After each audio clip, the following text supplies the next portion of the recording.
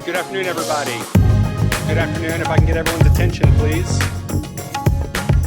All right, thank you so much for your attendance at the June bar luncheon.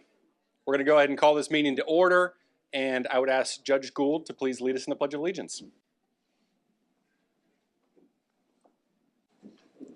I pledge allegiance to the flag of the United States of America and to the republic for which it stands, one nation, under God, indivisible, with liberty and justice for all. Thank you, Judge Gould. And at this time, I'd like to ask for a brief moment of silence for our friend, colleague, and past president, Jack Manson.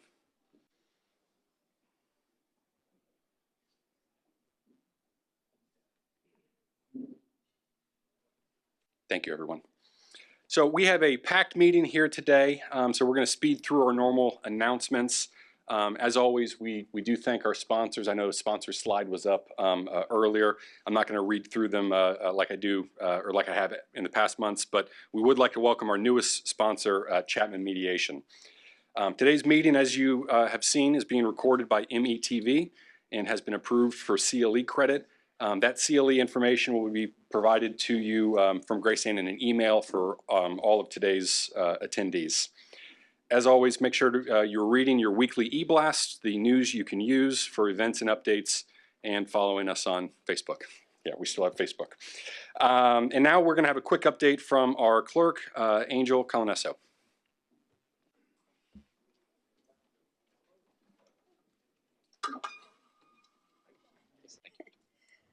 Good afternoon. I'm Angel Colonesso. I've been a member of the bar 24 years now, and I'm your clerk and comptroller for those who don't know me.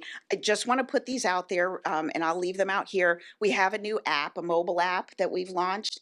So I hope this makes things quicker, easier for you to look at, and here's some information on it. But thank you. Thank you for your time. Thank you, Madam Clerk. Clerk has an app, and we have Facebook. This is great. All right, we are going to start things off today with a special presentation. So I would ask Judge Durand Adams, Judge Charles Williams, Judge Gilbert Smith, Dustin Wagner, and Charles Clapsaddle to please come on up to the podium.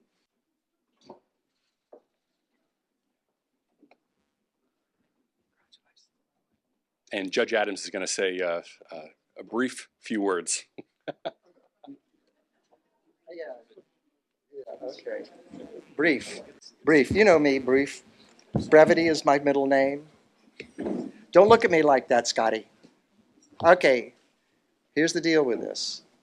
I was asked to say some words about Charles Clapsaddle. Oh, and before I get to that, the reason I'm wearing this cap, gaiters, I had Mohs surgery. If you know what that is, it's not very appetizing. So in order to keep you all from having to see this hideous display on my forehead, my wife said, wear a cap. So that's why I've got it on, okay? So are we ready to go? What are you guys doing up here? You get over here. I was asked to make a couple of remarks about Charles Clapsaddle, which I'm happy to do. And I was also told it has to be very brief. And I don't know why. Well, why would they say that about me? See, thanks, Scott. Thanks. Okay. So it's going to be brief, but I hope you'll enjoy it. Because this is from my heart. Charles Clapsaddle is a consequential man in my life and in the lives of all of us in this room for many reasons. For 25 years, he has documented our lives in this part of the world through the magic of film, believing that there are stories within all of us which deserve to be told. Now that he's retiring, we will be forever grateful for the work he has done, the man who he is, and the influence he's had on all of our lives. Under 2 minutes. Go ahead.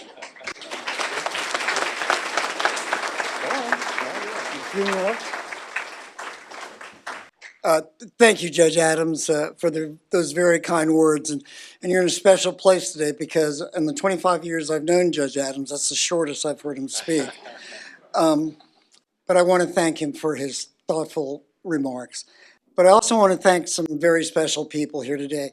Judge Charles Williams, who I've worked with for many, many years, Florida Studio Theater, along with Judge Adams. He's worked on 7 of the documentaries that we've done. And a special shout out to Gilbert Smith, who we've worked with for many, many years. And we've done a number of programs with him. And of course, Judge Bob Ferentz for all his work. I looked up all of the things that we've done for the legal system and the Bar Association over the years. And it's dozens and dozens of programs. The Bar Association had Janet Reno here, which was a remarkable event. But we have several outstanding programs that are about the legal system and about individuals. We did, Judge Ferentz did an in-depth interview with Jack Manson, who unfortunately has passed away. And we are very grateful for the opportunity to do that. METV is here for this community, and we're very proud of what we've accomplished and what we'll continue to do as well. So again, for this recognition, I'm very honored and humbled, and I appreciate that. And a special thanks to those who have contributed so much to our continued success. Thank you.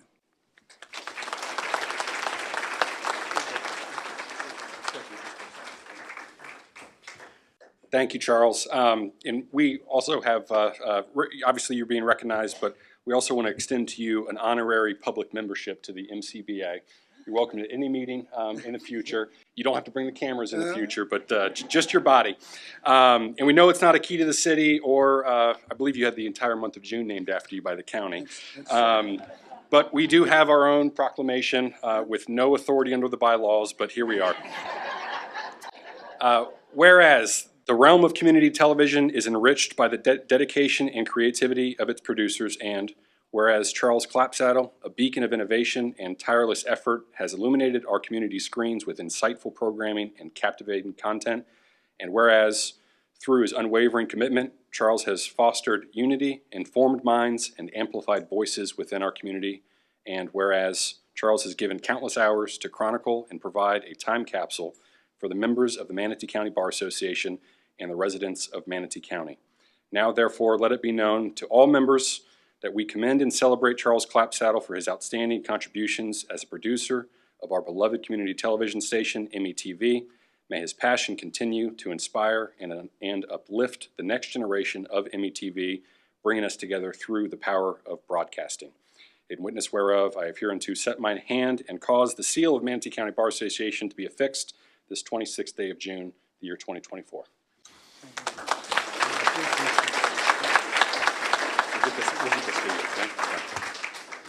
And classic mug. Tumbler. Yeah. Thank you again. Thank you very much. All right. We told you it was going to be busy today. We now are going to proceed with our election and installation of officers.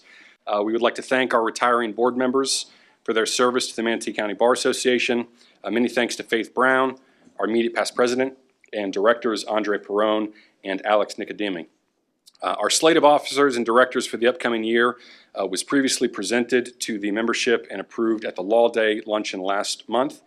In the Board of Directors slate for 2024-2025, Dustin Wagner as president, James Lynch as president-elect, David Wilcox as treasurer, Brian Eiton as secretary, myself as immediate past president, directors Erica Dine, Judge Robert Ferentz, Joe Battaglia, Brandon Robinson, Carrie Martin, Dan Van Etten, and our Wild D president, Patrick Iampoli. All in favor for this slate, please announce your yeas. All in favor. Any opposed? Let me ask that. Hearing none, congratulations to the newly elected board.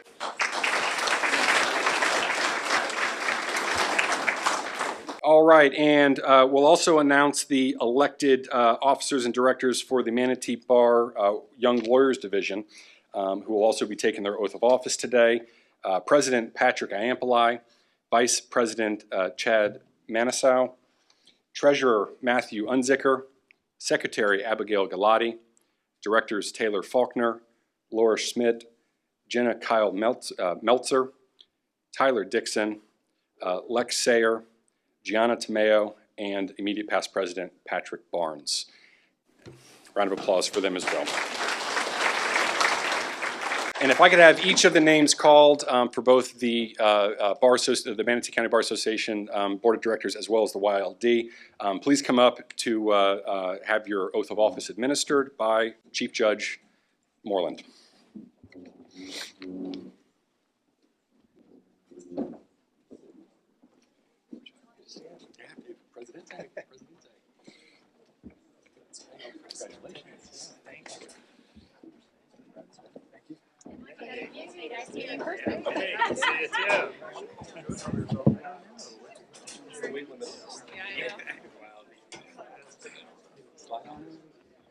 Left back here. All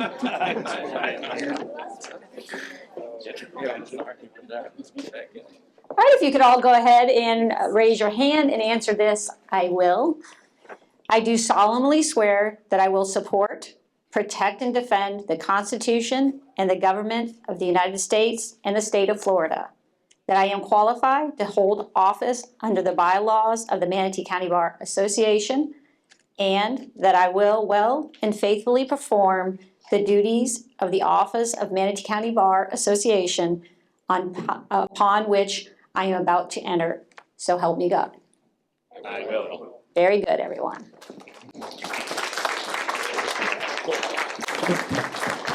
It was easy. Thank you, Chief Judge Moreland. And as my last official act as president of the MCBA, the official passing of the gavel to Dustin Wagner.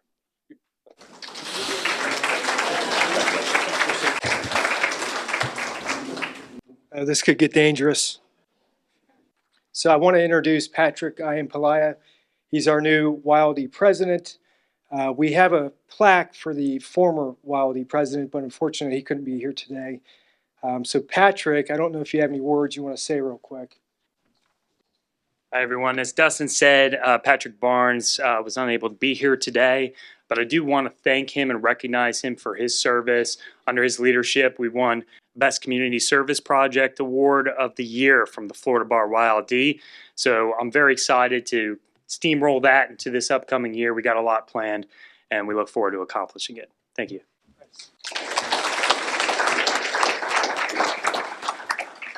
Okay, so our new year begins July 1st. As you know, our renewals have been sent out via email. If you haven't received them, please let us know. However, if you don't pay by July 15th, you're going to get a $50 late fee. So you might want to pay attention. So next, I have the honor to introduce Chief Judge Diana Moreland.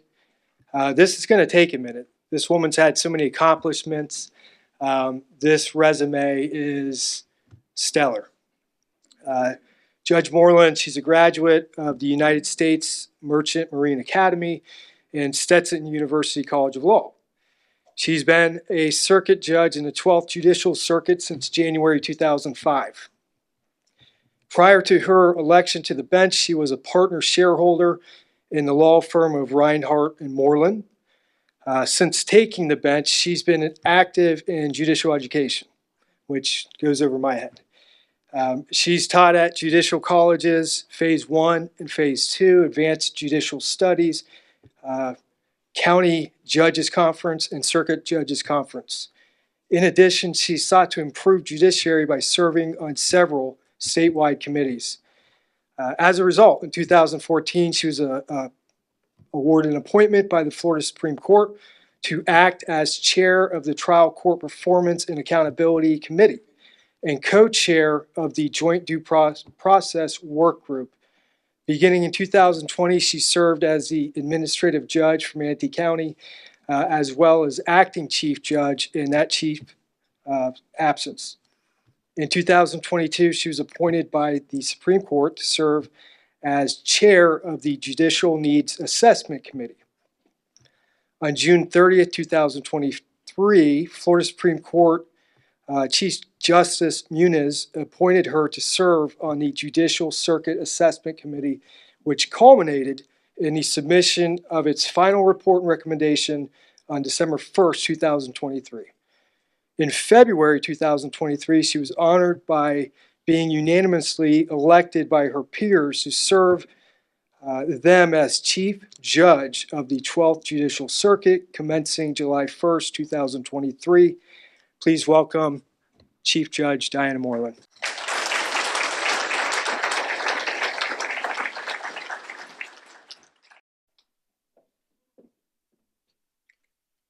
Okay, so I'm going to tell you, I'm not going to read everything that's in that binder. But what is in that binder is, if someone doubts me, is the backup documentation. I didn't want to appear in front of this many attorneys and not have my backup for what I have to say to you. The other thing I want to start with, I want this to be relaxed. I want me to be relaxed mostly, so that I speak slowly.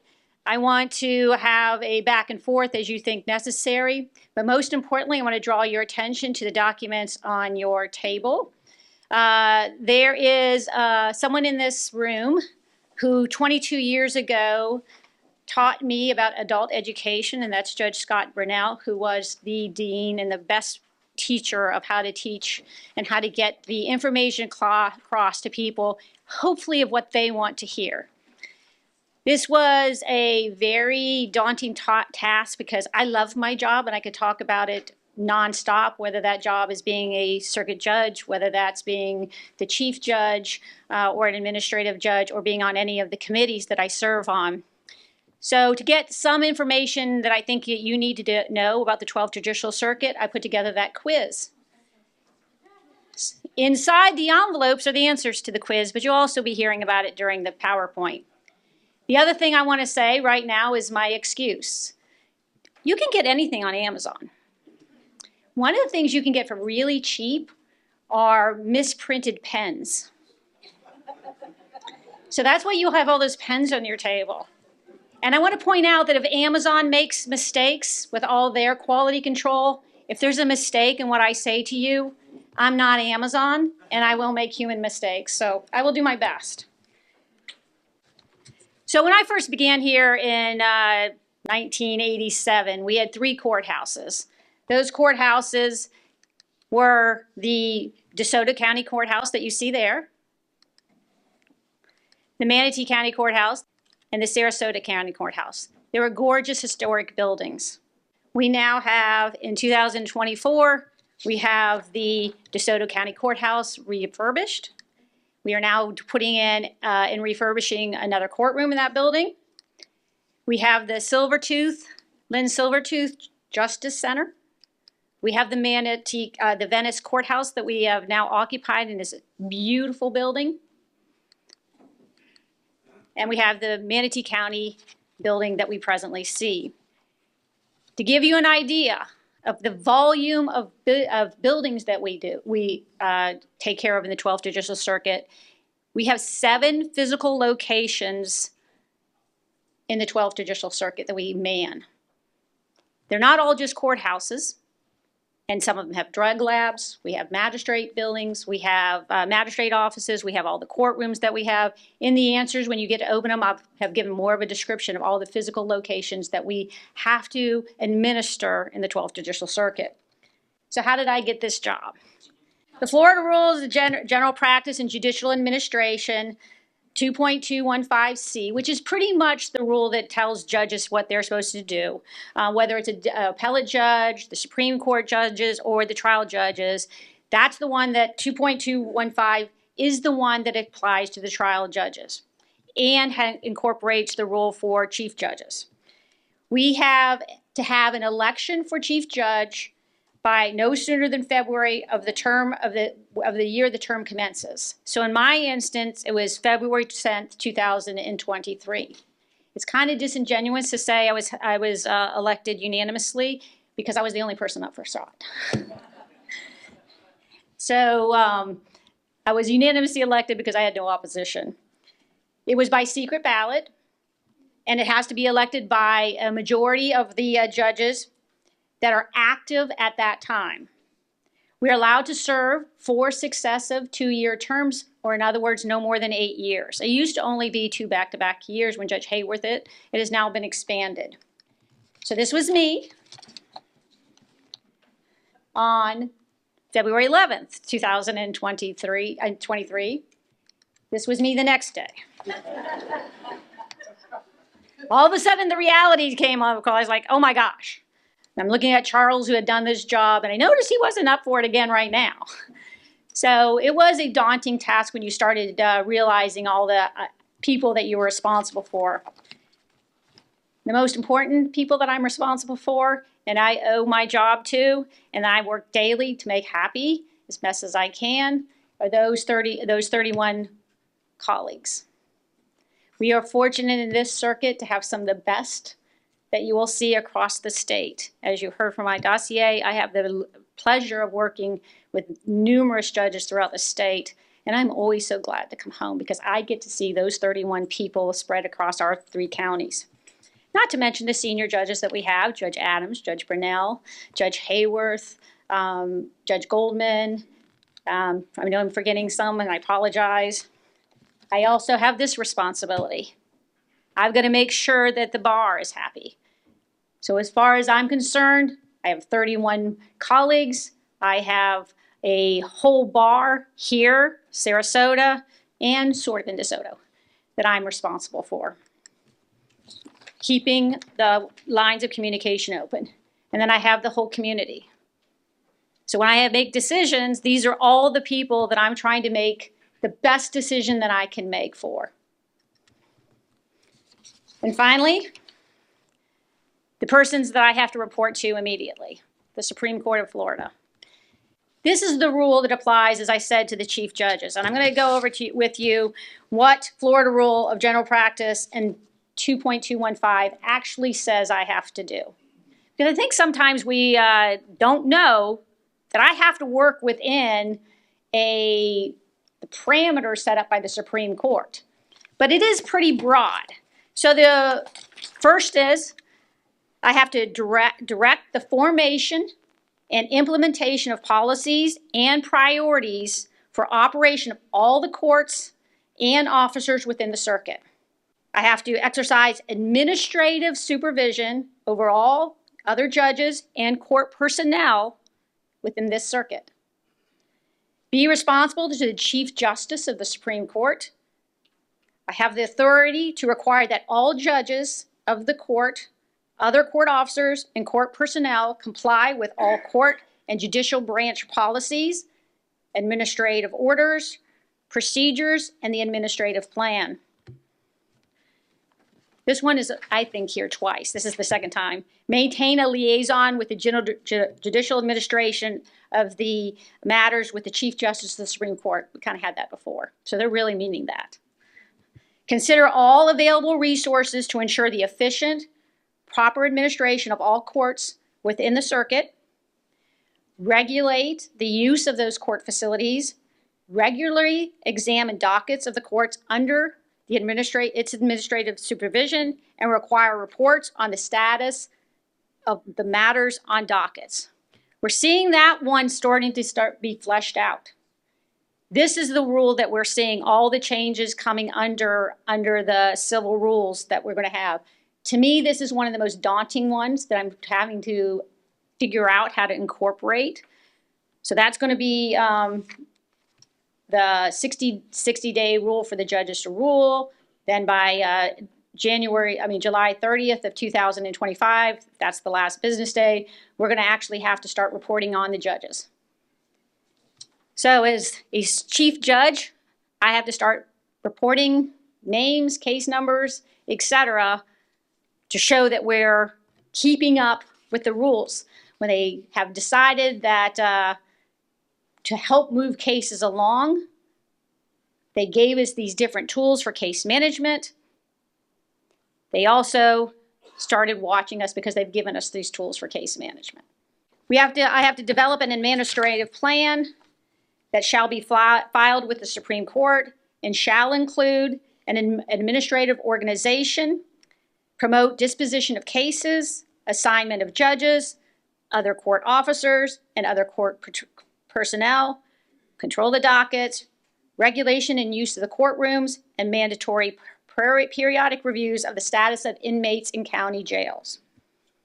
And it must be compatible with the development of the capabilities of the judges in such a manner that each judge will be qualified to serve any division, thereby creating a judicial pool from which judges may be assigned various courts throughout the state. What could happen, and this is why we rotate, is because a judge here could be plucked by the Supreme Court to serve elsewhere, and you can't say, I don't know how to do that. It's my job to make them prepared that they could survive that type of change in environment. Like, okay, I got what I'm supposed to do, but how does all that happen? Well, what I decided to do, and I literally sat down and did it, as you can imagine, I went ahead and I said, I'm going to do some steps. So the step one is I need to understand who was the who, what, where. Step two, I had to understand our funding. Step three, I had to know numbers, and more numbers. And step four was to assemble a great team. So I'm going to go through those steps with you in a little bit more detail. Understanding the who, what, where. So this is the state of Florida. And as you heard, I was appointed to work on the consolidation committee, as we called it, going throughout the state, getting feedback about whether or not the 20 circuits should be somehow combined to be less. I'm happy to report today that we still are the 12th. We were one of the circuits that were sort of being watched. Whether or not we were going to join the 6th, whether or not we would be going down to the 20th, there was discussions that we were there. But I'm glad to report that that did not happen. The other thing I want to let you know is that we consist of 3 counties. And the reason that's important is we have other constitutional officers that I share the collaboration with. And in Manatee County, I'm dealing with the sheriff on a constant basis. I'm liaisoning with the court clerk, which is Ms. Coloniso. In Sarasota, I have Sheriff Hoffman and Karen Rushing. And in DeSoto, I forget it, Minnie, we call her Minnie, and the Sheriff Potter. Each one of those persons is an independent elected officer. Each one of those persons owns their responsibility to their people, their employees, their job description as it's provided under statute and law. We are very fortunate in this circuit that we've had a good collaboration. I'm very lucky. This morning alone, I had a meeting with the sheriff's office. We came to a resolution instead of a fight. Ms. Coloniso's office meets with me on a regular basis. Sometimes she's mad at me, sometimes I'm mad at her. But on the most of the time, we're a good collaboration. I deal with the state attorney's office because they're an very important part of what we are. I cannot drop a rock in the water without hitting the state attorney, the public defender, the clerk's office, the public, you, government attorneys. I'm just trying to let you know that any decision I make, I'm not making out of a knee-jerk reaction. I am truly trying to consider all the people that ripple effect is going to have. The other thing I think is important about this slide is if you look, we are designated in this state of Florida in our circuits by small, medium, large, and extra large. I've given you an idea of how those are broken down. We are, if you look at it by filings, a small, medium circuit. Helps out sometimes. We get some things that the medium circuits would get. Unfortunately, a lot of times we're missing out on stuff also because they think we have more than we have from our counties. Because our counties are small. Which means they don't have as much revenue to share with us. So let me go ahead and the next slide is what I had to learn about who's, where, what. This is the Florida Supreme Court. As it was indicated, I deal with the Chief Justice, and I am his liaison. In addition, we have in the Supreme Court, we have things called councils, commissions, court committees, steering committees, work group, task force, and others. If you can see these ones here, these are the ones that are presently in place. I chair, fortunately, the trial court performance and accountability. So one thing nice about that I find is that I kind of get a foreshadowing of what's on the horizon with interpreters, with expert witnesses, with court reporting, with finances. And why do I say finances? Because it gets me a seat on the trial court budget commission. Who controls the purse strings. So I get to be on that as an ex officio member, and my TCA is our nominated member. So we both get to be sitting at the table at the trial court budget commission meetings. Now let me tell you, that doesn't mean I get a dime more. Because when I'm doing that job, our jobs are to consider the good of the entire state. It's not just to consider what would be best for the 12th. But it is nice to have that forethought of being able to see what is it that's coming next that I need to prepare for. This is the 227 employees that we have in the 12th Judicial Circuit. Right now, I'm the chief judge. I have 21 circuit judges, and I have 10 county judges. I was talking to 3 of the county judges the other day, and I said I like the circuit judges better in some regards. And why is that? Because I can move them around. I can't move the county judges any further than the borders of their county. We can do it temporarily, but we're not supposed to do it permanently. But all of them are vital to making sure that we go. I also have an acting chief judge, which is Judge Mercurio. And I have administrative judges in all 3 counties. Administrative judge here in Manatee is Judge Mercurio. My administrative judge in Sarasota is Hunter Carroll. And out in DeSoto, it's Judge Don Hall. I also have county judge, administrative judges to help me have the boots on the ground.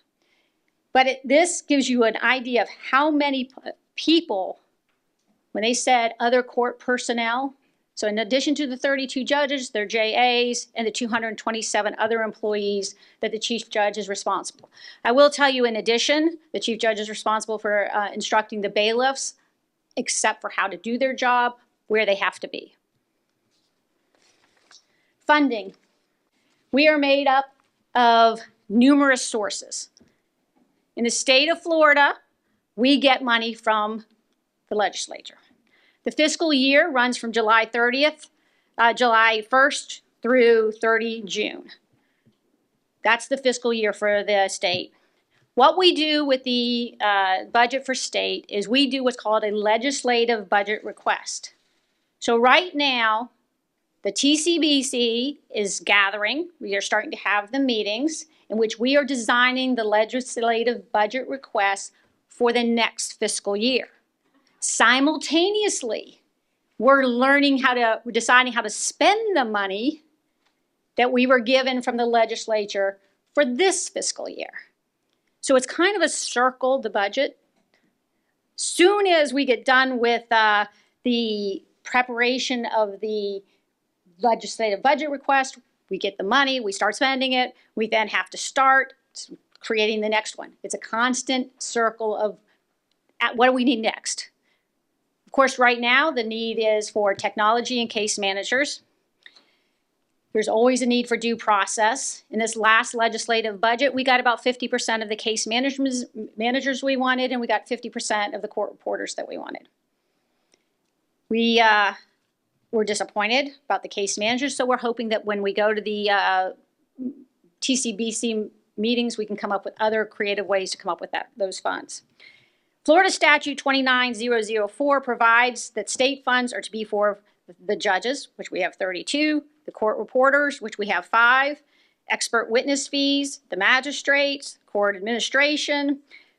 As far as the court administration that we have full-time employees, there are some employees that we have within the 12th Judicial Circuit that are county employees. Manatee County, I think it's 9, and in Sarasota, it's 48.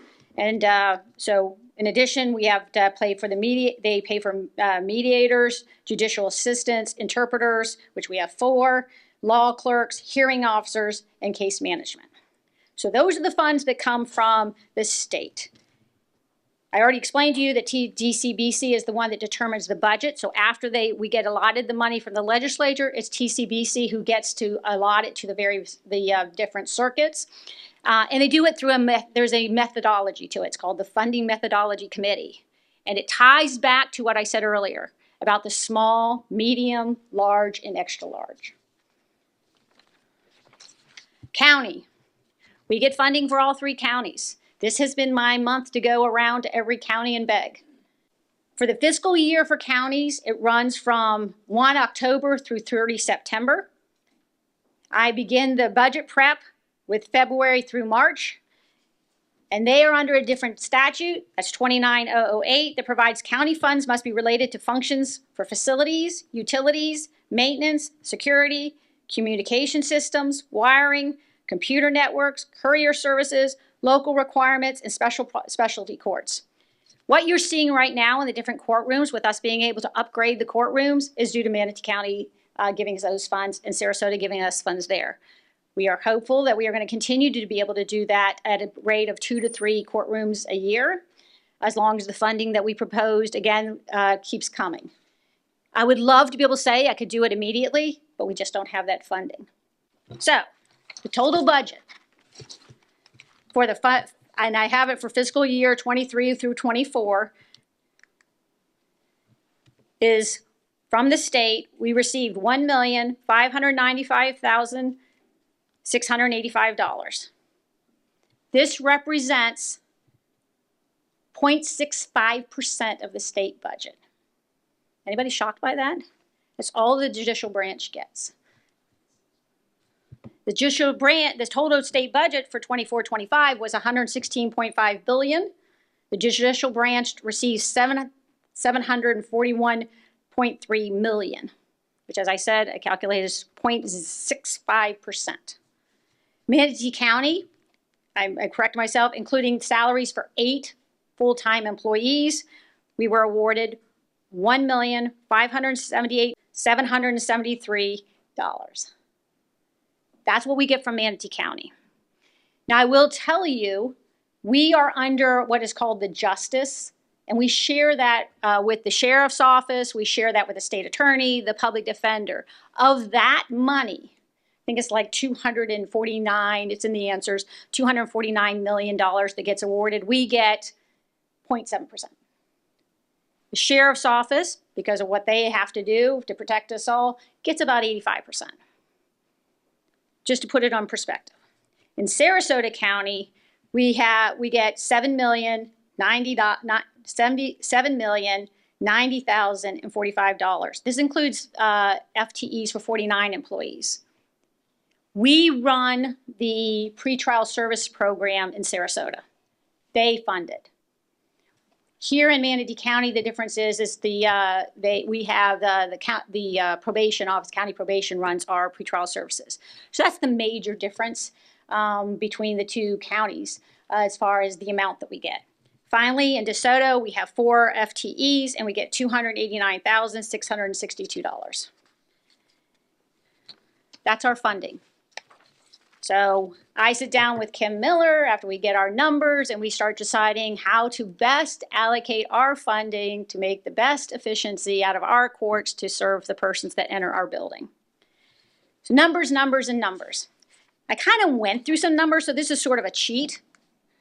But numbers, numbers, numbers in my world is constantly looking at filings. We are going towards, in this state, what's called uniform case reporting. The clerk's office is probably pulling out their hair. They allegedly have a deadline date of December 31st, 2024, which is the drop dead date that we're supposed to be able to upload every case to the OSCA. So then when we want to have our own data, we can say, what does Judge Hunter Carroll have in Sarasota County? And we're supposed to be able to get that information based on certain points. It has been in the work though for 10 years. So it has taken a long time to get to even where we are now. We are boarding the information almost exclusively across civil. Family is starting to get up. The one that we're a little behind is the juvenile and criminal. Those numbers are so valuable for me because I have to be able to see the trends. So I typically, based on what I learned at the state level, is get the 3-year figures. And then I try to decide, okay, I made a huge change this last year. My first year out of the boat, I started really making alterations. I sent a county judge down to South County in Venice when we had only ever had one. I also sent half of a circuit judge down there because the numbers warranted it down there. It is growing crazy in Venice area. Thank God we have that new courthouse that the Sarasota County Commission helped us build. The other Manatee County is also growing. We sort of have more of a plateau in North County, Sarasota right now, but I'll keep watching it. We also have different divisions where the numbers go up and they go down. One is juvenile. Some years it's really high in dependency, and sometimes it's really low depending on the policies of the department. So we make adjustments. We try to figure out what it is. So those numbers are something I'm watching on a constant basis. If you come in my office, it'd be unusual for me not to have paperwork around my desk trying to work myself through the numbers. And then fourth, assemble a great team. I have a great team. What I did when I became the chief judge, I knew I had to have help. I did not think I had wanted to be a dictator. So I assembled a team of senior administrative judges with Judge Mercurio, Judge Carroll, Judge Inman, Judge Aaron, because he does a problem-solving court, Judge Usabel, Judge Quartermain, Judge Brewer, Judge Hall, and Judge Flowers, that we meet on a monthly basis so that I can make presentations to them and listen to their feedback. A lot of times it's just me talking, but I do think it's important for them to know what I'm seeing so that they can give that information to others. I also hope that at all times my door is open so that the other judge can come and talk to me. But those meetings are hugely important to me. And then I have sort of a side gig, and it's called going to Judge Williams's office. So I have my senior administrative judges, then my side gig going to Judge Williams saying, you've had this job before. What do you think about this situation? So I do get that feedback back also. So what does my day look like? That's what my learning curve was. My day looks like this. I could have all these things happen in one day. Having the people come in my office and be able to feel like they can throw themselves down on my couch and tell me, even if I'm not even paying attention to them, what's going on in their life that's making them miserable. I'm usually trying to pay attention to them. I'm being facetious. I'm very grateful to have this job. I think that it is the aspiration of everything else I wanted to do in my life. And I'm one of those few people that is going to be able to say, I got exactly what I wanted out of my career. And I'm only 63, so who knows? But it is truly an honor and daunting to be the Chief Judge of the 12th Judicial Circuit. And right now, I'll take any questions you have. Hopefully it's in that notebook. If anybody has any questions. Yes?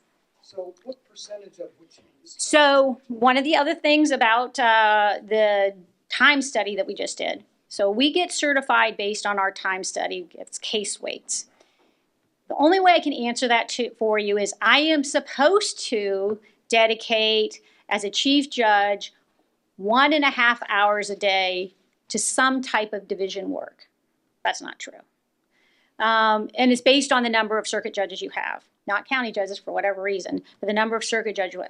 So at a minimum, so that we get a bump of 0.75 FTE on the time study in the 12th Judicial Circuit, I have to cover a docket at least 1.5 hours. I have my docket that I'm doing about, I'd say 25 hours in court that's available. It has to flex because of need for everyone else if I'm covering things like that. Yes, sir. Yes, we asked for more and we got one. We just asked for an additional one. It's very difficult. It means we all have to play nice in the sandbox. That's why when you come to court, we will say, one, did you request an interpreter? And let's get it up here now. Or we're going to defer to the end all the interpreter cases. One of the interesting facts that I think it's interesting is how many interpretations we've done in the 12th Judicial Circuit, and how many different languages we've done. Make sure I get it. We have had interpreter events, Spanish interpretations in 2023 of 7,690 events. Manatee, the 12th Judicial Circuit, to let you know, is the only circuit other than the 5th that provides interpretation for every division. You may have to wait, but we will get you an interpreter because that's what we think of the importance of people understanding what is going on in their case. I think this is interesting. Of our Spanish interpretation cases, 86% are in criminal. And this is, we have provided interpreters in 28 different languages. I implemented a card that we put in the jail because it got we have so many exotic languages nowadays that I saw this in a hospital that showed you all these different languages that we can hold up and say, I speak this one. We're hoping they would recognize at least their language in writing so that we get on. We're definitely going to have to go towards some other type of interpretation, whether that's going to be through something like Language Line, which we have to use quite often, which comes really difficult when you have to cross borders. Anybody else? Yes. Well, we did. Her question is basically about how we're going to deal with the case management, how we're going to deal with the lack of court staff. In 2023, we had our first general counsel promoted from within. We have now 9 staff attorneys. We are not anywhere close with the federal system. In that group, they have done 11,000 research or writing projects in 2023 for the judges. Most of that is in the 3850 area or the 3851, which is criminal arena. But that's a huge number.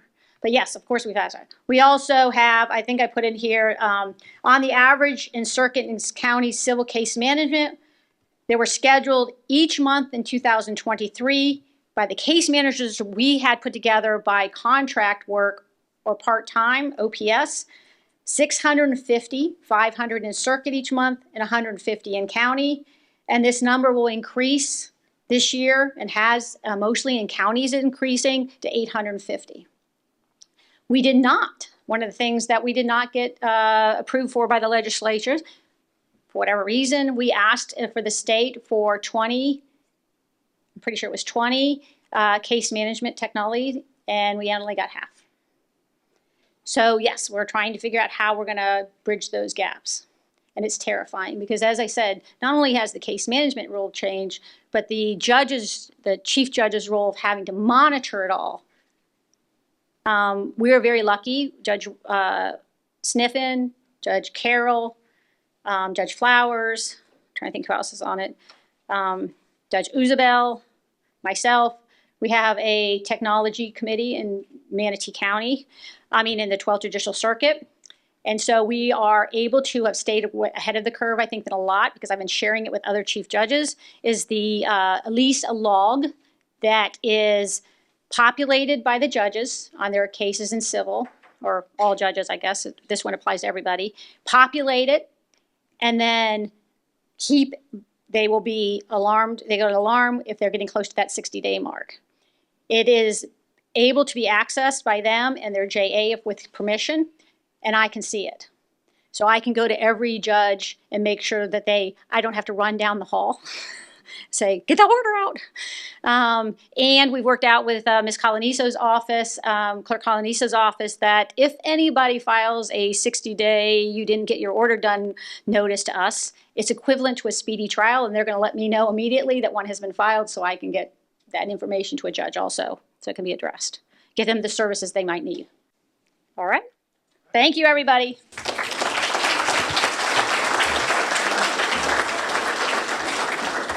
Thank you. Before you leave, we have a very special, one-of-a-kind tumbler for you. Good care. Thank you very much, Judge Moreland. You have to report that as a gift. Yeah. Okay. So, Aaron, we got a couple gifts, if you don't mind.